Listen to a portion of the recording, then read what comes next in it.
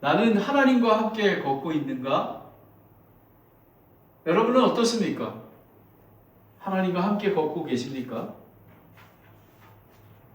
오늘 사도행전 10장 38절 말씀입니다. 함께 읽겠습니다. 시작.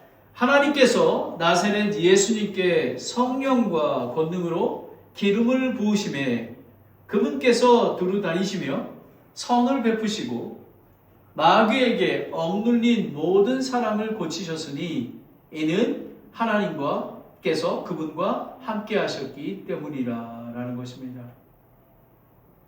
오늘 하나님의 임재 가운데 우리가 예배를 드립니다.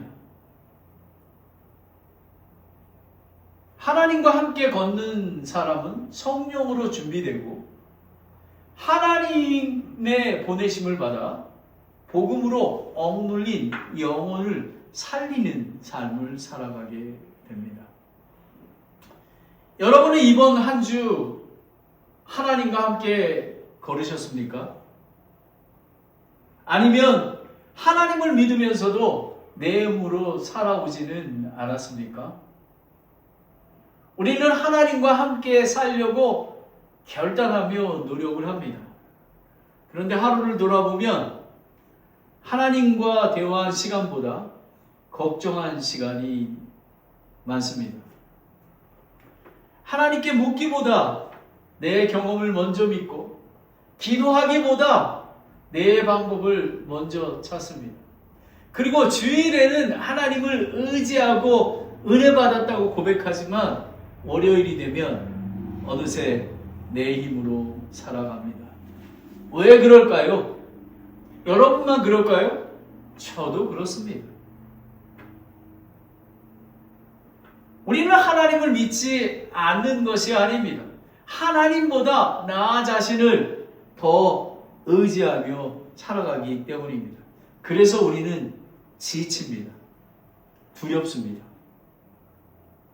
사명을 알면서도 결단하지 못합니다. 그래서 하나님이 멀어진 게 아닌가? 아닙니다. 내가 하나님으로부터 멀어져 살아가고 있는 것입니다. 여러분은 그 말에 동의하지 않으십니까? 그런데 오늘 본문은 하나님과 함께 살아오신 예수님을 우리에게 보여줍니다. 특별히 오늘 사도행전 10장은 복음이 처음 이방인에게 본격적으로 전해지는 중요한 그런 장면입니다. 베드로가 고넬료의 집에서 예수 그리스도의 생일을 소개합니다. 놀라운 것은 베드로가 기적의 숫자와 하나님의 사역에 대해서 설명하지 않았다는 것입니다. 딱 베드로는 한 문장으로 이야기합니다. 이는 하나님께서 그분과 함께 하셨기 때문이라는 것입니다. 예수님께서도 사람의 옷을 입고 이 길을 걸으셨습니다. 십자가를 앞두신 겟세마네에서 예수님께서는 이렇게 기도하셨습니다. 여러분, 예수님은 정말 눈물을 흘리시고 배고프시고 고통받고 정말 아픔도 느끼셨습니다. 그래서 십자가를 지시는 거가 두려웠던 것입니다. 마태복음 26장 39절입니다. 마태복음 26장 39절을 함께 읽겠습니다. 시작. 오 내 아버지여, 만일 가능하거든 이 잔을 내게서 지나가게 하옵소서. 그러나 내 뜻대로 하지 마옵시고 아버지의 뜻대로 하옵소서라는 것입니다. 예수님도 십자가의 길은 쉽지 않으셨습니다. 그러나 예수님께서는 끝까지 하나님 아버지와 함께 걸으셨습니다. 그래서 베드로는 이렇게 얘기합니다. 하나님께서 그분과 함께 하셨기 때문입니다 라는 것입니다. 저는 오히려 예수님의 이런 두려움이 저의 십자가의 길이 쉽지 않다는 것이 저에게는 큰 위로와 용기가 됩니다. 그러나 하나님께서는 끝까지 하나님 아버지와 함께 걸으셨습니다. 예수님께서 그렇습니다. 그렇다면 오늘 이 설교를 통해서 하나님께서는 우리에게 어떻게 해결책을 주시고 어떻게 회복시켰을까요? 하나님께서는 우리의 연약함을 알고 계시며 정죄하지 않았습니다. 왜 이것밖에 못하니?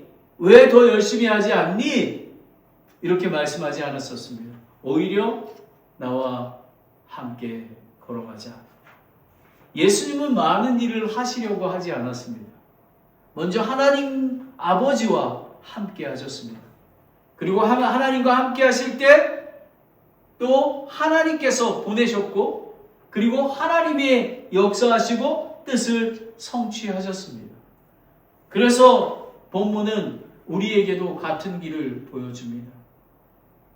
우리는 하나님의 일을 하려고 애쓰지만 하나님께서는 먼저 우리와 함께 걷기를 원하십니다. 오늘 하나님과 함께 하는 삶을 세 단계로 저는 이 성경 말씀을 묵상하다 보면요, 하나님께서 문제를 제기하시고 이게 해결책을 주시는데 단계적으로 주십니다. 그래서 제일 큰 거를 주신 거가 뭐냐면 첫 번째, 하나님과 함께하는 삶은 성령으로 준비됩니다라는 것입니다. 이게 메인 주제입니다. 그래서 돕는 또 주제로 하나님과 함께하는 삶은 하나님께서 보내시는 삶인 것입니다. 그리고 하나님과 함께하는 삶은 억눌린 영혼을 살리는 삶이 되십니다. 첫 번째입니다. 하나님과 함께하는 삶은 성령으로 준비가 됩니다. 왜 예수님은 먼저 성령으로 부음을 받으셨을까요? 왜 베드로는 예수님의 기적보다 먼저 이 말씀을 했을까요? 하나님께서는 사역보다 먼저 사람을 준비시키기 때문에 그렇습니다. 예수님께서도 사람의 몸을 입고 이 땅에 오셔서 성령의 인도하심 가운데 사역하셨습니다. 예수님께서도 정말 하나님과 관계를 먼저 선택하셨던 것입니다. 그리고 모든 사역의 출발점이 하나님이 함께 하심인 것입니다. 그런데 우리는 하나님의 순서를 자주 바꿉니다. 우리는 먼저 일을 하려고 합니다. 근데 하나님께서는 먼저 함께 하시려 합니다. 우리는 먼저 열매를 원합니다. 하지만 하나님께서는 먼저 사람을 빚으십니다. 우리는 무엇을 해야 합니까? 라고 묻습니다. 근데 하나님께서는 오늘도 나와 함께 걸을 수 있겠니? 라고 물어봅니다. 여러분, 지난 한 주 일을 돌아보십시오. 걱정하는 시간이 더 많았습니까? 아니면은 하나님과 함께하는 시간이 더 많았습니까? 기도보다 먼저 계획을 세우고 또 말씀보다 휴대폰을 더 붙잡고 하나님보다 내 경험을 의지하며 살지는 않았습니까? 근데 하나님께서는 그런 우리의 모습을 책망하지 않으십니다. 먼저 나와 함께 걷자. 그런데 이게 예수님의 삶, 사도 바울의 삶, 베드로의 삶만 있는 게 아닙니다. 성경 속에서 이야기가 아니라 우리에게도 하나님께서 말씀해 주십니다. 똑같은 방식으로. 저는 이 말씀을 묵상하면서 제가 선교사로 있던 시간이 떠올랐습니다. 2017년 정말 상상할 수 없는 재정적으로 연약한 인디안 교회에서 영주권을 신청했습니다. 2017년에 딱 나왔습니다. 그래서 저는 이제 훈련을 받고, 제가 2014년에 갔으니까요. 받고 이제 노스폭 지역에 교회를 개척하려고 했습니다. 오랫동안 기도했고 하나님의 뜻이라고 저는 확신했습니다. 그런데 영적인 아버지와 같았던 김순 목사님께서 반대하셨습니다. 왜냐하면 거기까지가 나의 사역입니다 라고 얘기한 것입니다. 저는 저의 계획은 멈췄고 저는 이해할 수가 없었습니다. 그때 이해하지 않을 때 우리는 어떻게 해야 됩니까? 낙심해야 됩니까? 그리고 하나님께 불평을 해야 됩니까? 저 안에는 조용한 페러슨의 기도원에 가게 되었습니다. 하나님의 뜻을 구했습니다. 그곳에서 교회에서 상처받고 방황하던 산호세의 한 가정을 만나 함께 예배와 성경 공부를 시작했습니다. 그 인디안 보호관에서 산호세까지는 3시간 정도 걸립니다. 제가 금요일날 토요일날 다녀오면은 갑자기 길송 목사님께서 김성 교사님 혹시 하나님께서 산호세로 부르시는 건 아닌가요? 지금 성 교사님이 갔다 오면 정말 기뻐하고 정말 그 하나님의 인도하심이 느껴집니다 라고 얘기합니다. 저는 그 순간 깨달았습니다. 제가 하나님의 위에 길을 찾고 있었다고 생각했는데 하나님께서 먼저 저를 준비하셨습니다. 제가 사역지를 선택한 것이 아니라 하나님께서 저를 빚으시며 하나님의 길로 인도하셨습니다. 이 작은 가정에서 시작된 교회가 산타크라라 침례교회입니다.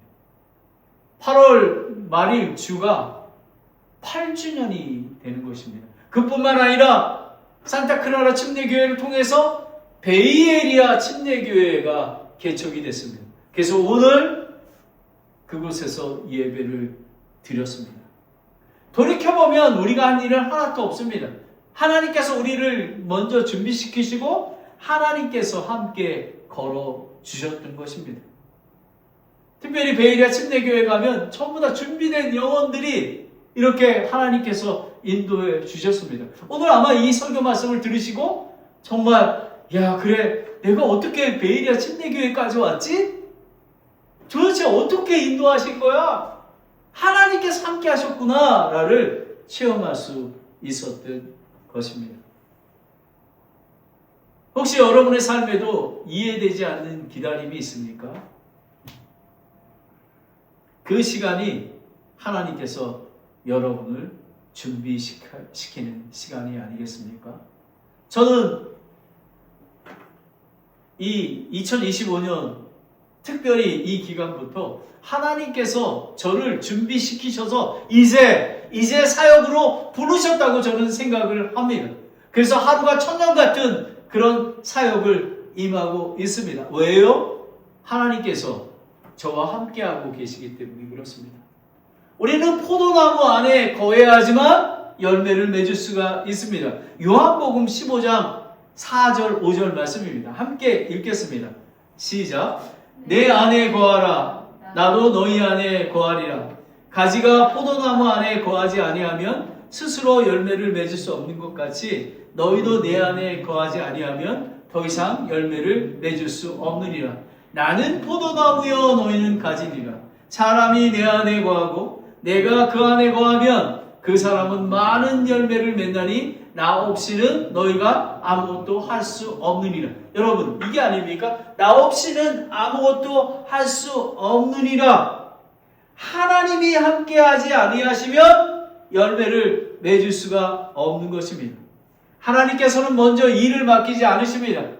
먼저 우리와 함께 걸으십니다. 그런데 준비된 사람은 머물러 있지 않습니다. 하나님께서 준비된 사람을 세상으로 보내시는 것입니다. 그리고 하나님과 함께 걷는 사람을 보내셔서 하나님의 일을 이루시는 것입니다. 여러분, 하나님께서 함께 하시기에 우리가 교회를 하나 더 개척한 게 아닙니까? 저는 그 교회에서 비전을 보게 됩니다. 하나님의 인도하심을 강하게 느낍니다. 오늘 하나님께서 우리에게 묻고 있습니다. 너는 무엇을 더 할 수 있느냐? 라고 묻는 게 아니라 오늘도 나와 함께 걸어가겠니? 이 질문에 순종하는 사람이 하나님과 함께 걷는 사람입니다. 하나님과 함께 하는 삶은 성령으로 준비시키신다라고 말씀드리지 않았습니까? 이제 두 번째는 하나님과 함께 하는 삶은 하나님께서 보내시는 삶인 것입니다. 본문을 보면 그분께서 두루 다니시며 선을 행하시고 라고 되어 있습니다. 예수님께서는 성령으로 준비되신 후에 머물러 계시지 않았습니다. 여러분, 우리가 어떻게 사역을 따라가냐면요, 예수님이 하는 대로 우리는 따라가는 것입니다. 예수님은 찾아오는 사람만 기다리지 않았습니다. 병든 사람에게 갔고요, 죄인에게 갔고요, 소외된 사람에게 먼저 걸어갔습니다. 하나님과 함께하는 삶은 머무는 삶이 아니라 보내심을 받는 삶입니다. 작년 3월부터 저와 강 목사님, 장로교회를 은퇴하신 80대신 목사님과 매주 토요일 날 11시부터 12시까지 메가마트에서 전도합니다. 비가 오나 더울 때나 추울 때나 꾸준히 그 자리에 섭니다. 처음에는 얼마나 많은 사람이 복음을 받아들일까 생각을 했습니다. 그러나 하나님께서는 제 마음을 바꿔주셨습니다. 결과보다 순종을 배우게 하셨습니다. 어떤 날에는 전혀 반응이 없습니다. 어떤 날에는 한 사람과 짧은 대화를 나눕니다. 어떤 사람은 물리칩니다.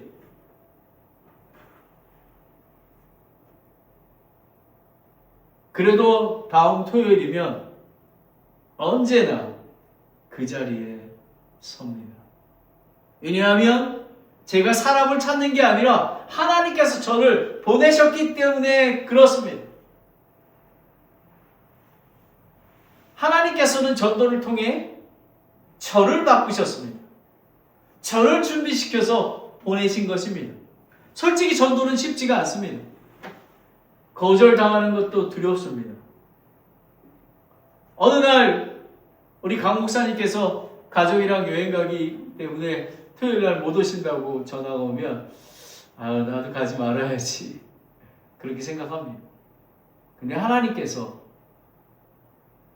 보내셨기 때문에 저는 그 자리에 섭니다. 저와 여러분은 동일하게 보내심을 받은 자들입니다. 산타크라라 침례교회와 베이리아 침례교회 성도들은 영광스러운 성도들입니다. 왜냐하면 성령으로 준비시키셨고 보내심을 받은 자이기 때문에 그렇습니다. 여러분, 성경 중에서 많은 가장 강력한 파워 있는 그 말씀이 사도행전 1장 8절 말씀입니다. 이 말씀에 의지해서 우리는 승리할 수 있는 것입니다. 함께 읽겠습니다. 시작. 오직 성령께서 너희에게 임하신 후에 너희가 권능을 받고 예루살렘과 온 유다와 사마리아에서 그리고 땅의 맨 지역에까지 이르러 나를 위한 증인이 되리라 하시리라 라는 것입니다. 여러분, 산호세에서, 호리몬에서, 그리고 샌프란시스코에서, 그리고 또 어느 지역으로 하나님께서 보내실지를 모르는 것입니다. 하나님께서는 지금 여러분에게 어디로 보내고 계십니까? 처음에는 가정으로 보내십니다. 구원받지 않는 가정을 위해서 기도하는 것입니다. 여러분 자녀들을 위해서 얼마나 기도하고 있습니까? 보내심을 받았습니다. 직장에 보내십니다. 직장은 돈을 버는 곳만이 아닙니다.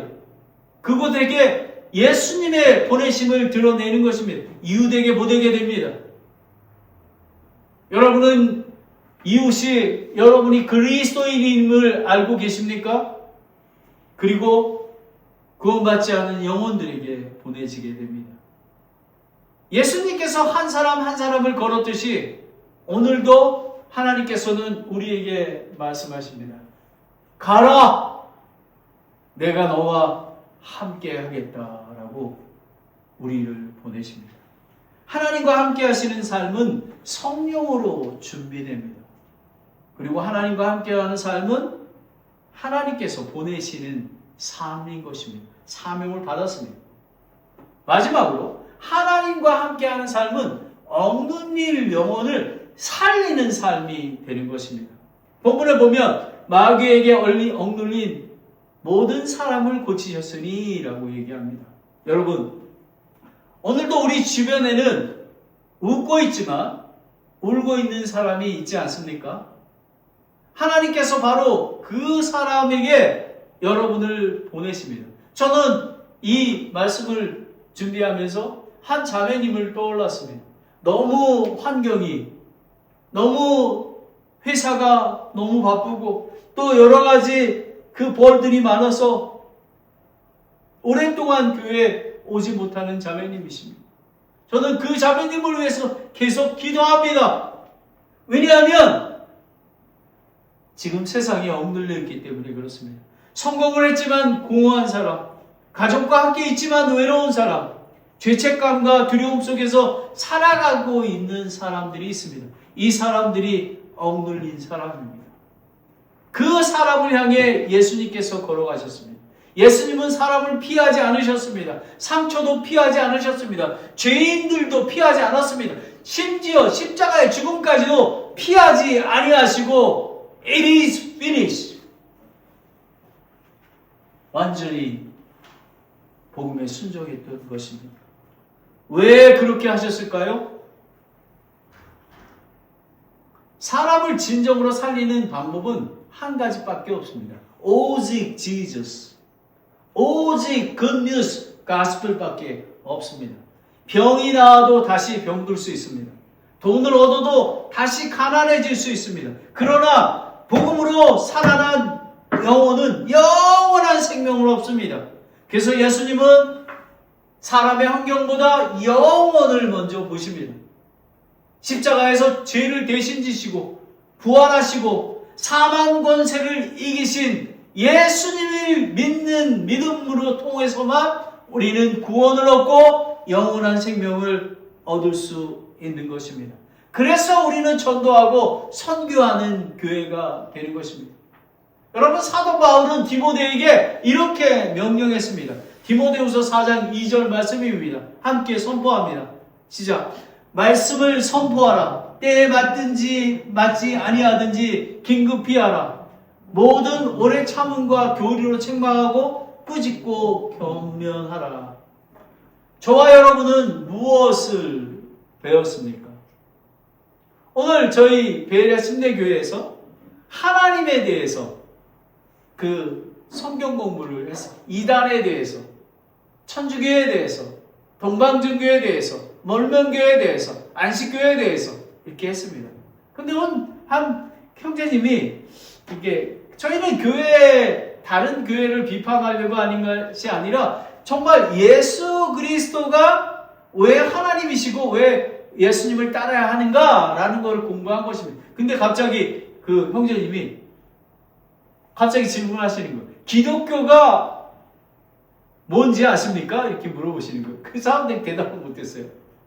기독교가 예수교입니다.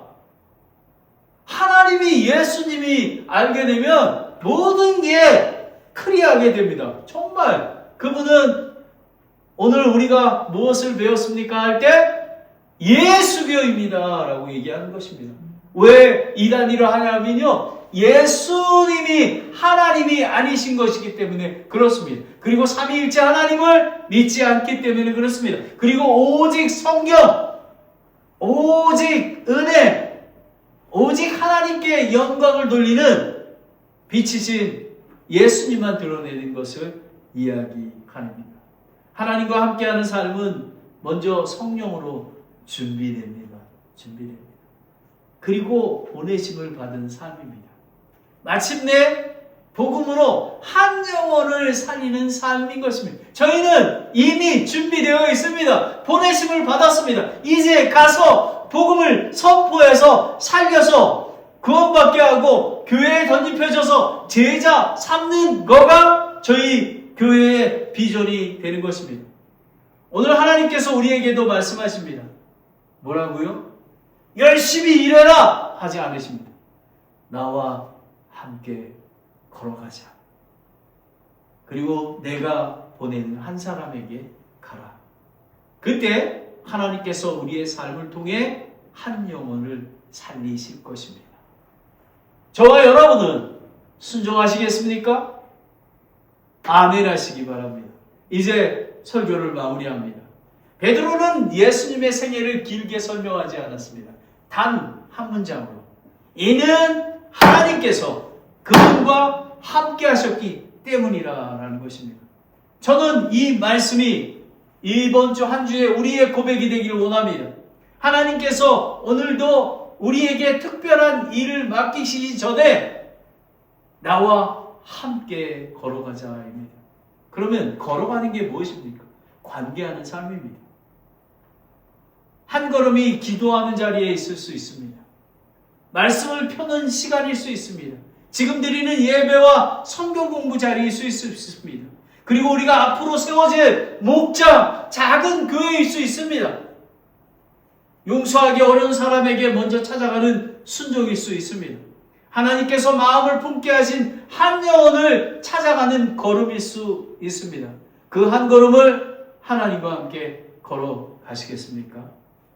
하나님께서 함께 걷는 사람을 통해 준비시켜 주시고 함께 걷는 사람을 보내시며 함께 걷는 사람을 통해 한 영혼을 살리게 되는 것입니다. 여러분, 저희 교회가 왜 귀한 교회인지 아십니까? 한 영혼을 천하보다 귀하게 생각하기 때문입니다. 예수님은 저와 여러분을 위해서 죽으셨을 뿐만 아니라 한 영혼, 예수 그리스도가 하나님이시고 예수 그리스도가 구세주이시고 예수 그리스도가 부활의 하나님이신 것을 믿게 하기 때문에 그렇습니다. 혹시 오늘 하나님과 멀어졌다고 느끼십니까? 실망하지 마십시오. 하나님은 책망하기보다 우리를 초대하십니다. 다시 나와 함께 걸어가자.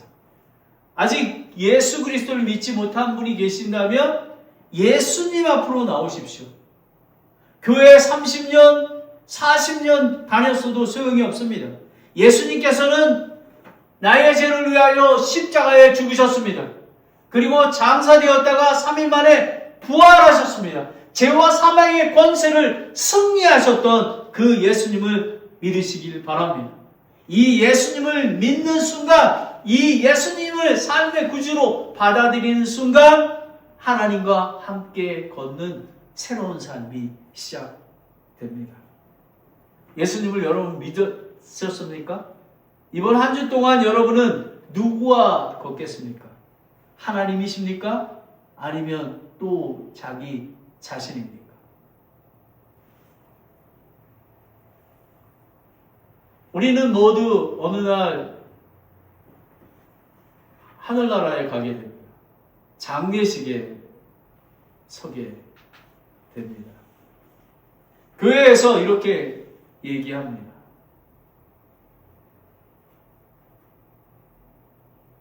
하나님께서는 그 사람이 이 일을 많이 한 것을 보는 게 아니라 그 자매님, 그 형제님이 그 사람과 함께 하셨다라는 고백입니다. 저는 제 장례식에 그렇게 불려지기 원합니다. 김재문 목사님이 전도 많이 하고 메가마트에서 문 두드리고 다는 게 아니라 김재문 목사는 하나님과 동행하고 하나님과 함께 걸었던 사람입니다. 아멘. 기도하겠습니다. 하나님 아버지, 나는 하나님과 함께 걷고 있는가? 주님, 오늘 이 말씀을 통해서 우리에게 한 가지 깨닫게 있는 게 있지 않습니까? 아버지 하나님, 우리는 벌써 우리 교회는 성령님께서 준비시켜 주셨습니다. 그리고 보내심을 받았습니다. 그리고 찾아가서 억눌린 영혼에게 복음을 증거하여 새로운 삶을 살게 하는 것입니다. 아버지 하나님, 저희 교회를 사용하여 주시옵소서. 아버지 하나님, 저희 성도님들을 사용하여 주시옵소서. 하나님은 일을 많이 하라고 하지 않습니다. 오늘 한 가지를 얘기합니다. 나와 함께 걸어가자. 하나님과 걸어가게 되는 게가 매우 중요합니다. 기도하는 자리로 나아가는 것입니다. 하나님 말씀 가운데 나아가는 것입니다. 하나님 예배를 신령과 진정으로 드리는 것입니다. 하나님께 드려진 헌금을 정말 기쁜 마음으로 하나님 은혜에 기뻐해서 드리주는 그런 삶인 것입니다. 그리고 잃어버린 영혼들을 복음을 전하는 것입니다. 그래서 영혼을 구원하고 제자 삼게 하는 그런